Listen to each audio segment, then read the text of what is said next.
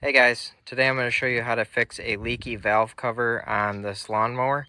This is a Cub Cadet LTX1050. If this video is helpful, can you smash that thumbs up button, leave a comment down below for the YouTube algorithm, really helps out a lot. So I'm showing you on this lawnmower, but this is pretty much applicable to just about any lawnmower. So you can see here we're leaking oil from this valve cover. So what we're going to do is break loose all four of the bolts holding on the valve cover. So this is 1, 2 is right back here, 3, and 4. On this particular Kohler engine, these will require a T30 bit. I'll have some Amazon links down in the description below where you can get bits, some RTV, which you'll need. Break those loose, take them out.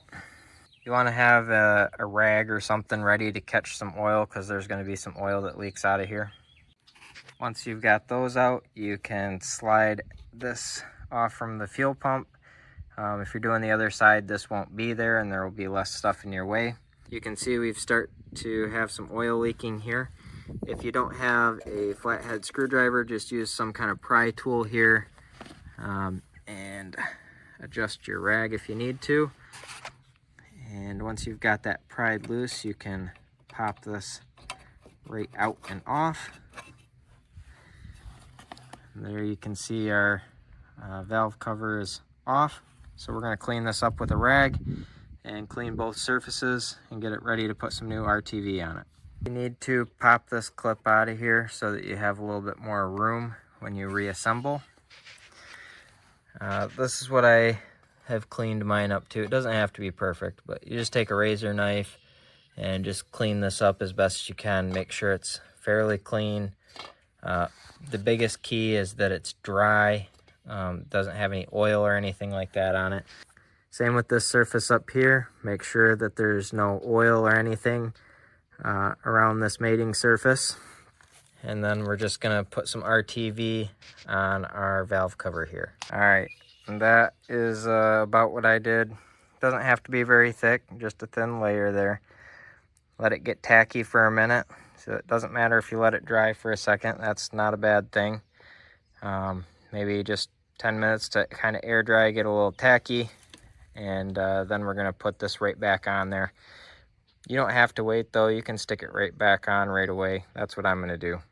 When you stick this valve cover back on there, you don't want to be smearing it all over the place. You want to try to get that like right on those holes and then hold it right there and get a screw started, then get the next one, so that you've got it held in place, and then tighten one up to hold it down, because you don't want to smear that RTV all over the place. You want to make sure that it sticks right on there and stays there.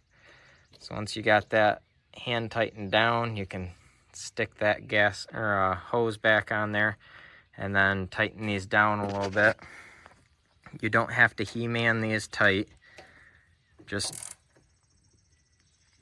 like that, you know, about good and tight with a 1/4 inch drive. It doesn't have to be crazy.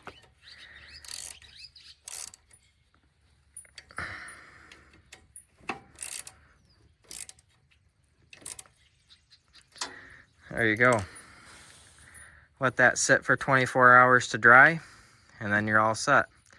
I hope this video is helpful to you. If it was, smash that thumbs up button. Leave a comment down below for the YouTube algorithm. Thank you for watching, and have a good one.